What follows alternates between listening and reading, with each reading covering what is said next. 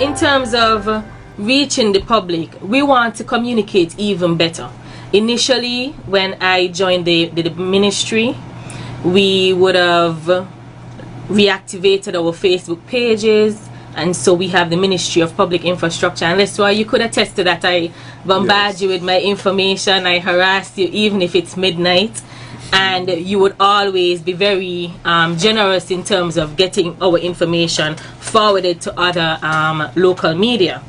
And so outside of social media though, because persons would say to you, my grandmother ain't got a Facebook page.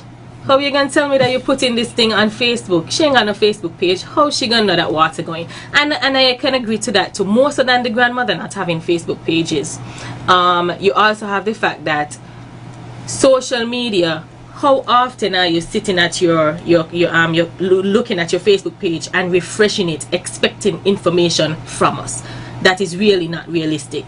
And so we want to move a step further into adding other ways of reaching people, and that would include a text messaging platform. And it is our goal that at least within this first quarter of this year that we would be able to roll out such a text messaging platform. That would mean if Public Works is doing roadworks in Sandy Point and the streets would be blocked, we could send you a message the previous night or however much in advance and say, well, from this point to this point, this road will be inaccessible. You would have to take such and such a route. And we feel that this is a good approach because text message means it is instant, and almost everybody and their grandmother have a cell phone. And if not the grandmother, somebody in the grandmother house has a cell phone. And so we hope to roll it out. It is a fact that we may not have, our database may not be loaded with everybody's cell phone numbers, etc. But we know for a fact that if I send the message out to 10 people, let's say you get it, Mr. Gilbert and Mr. Williams get it, and you go to work and you say, oh, I got this information from the ministry saying that water is going tomorrow at such and such. Well, where you get that information from? And you say, well, I get it by text. Really? Well, they're gonna be tempted to sign up now because you want to be in the know. And the fact is, we want people to be in the know. There's no reason at all for us to want to withhold information because it is to our expense. If you're in the know, there's less likely a chance that you're going to say things that is not factual, and that's what we don't want.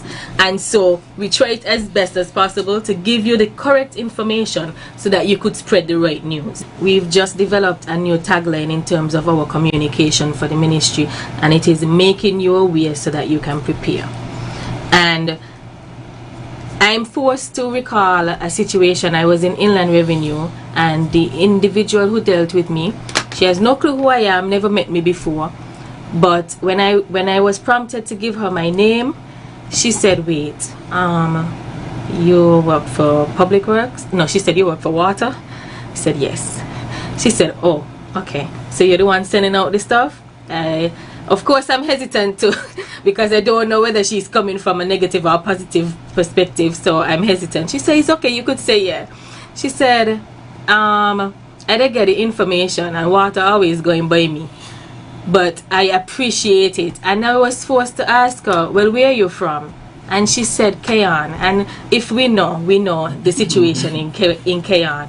And to be honest, it was I felt a little sense of pride on behalf of the ministry for the mere fact that Kayan is one of the most affected in terms of the water shortage and them losing the supply quite often. And the fact that she could suggest that although she doesn't necessarily like the fact that the water is going, she appreciates the effort to inform her so that she could adequately prepare herself in advance.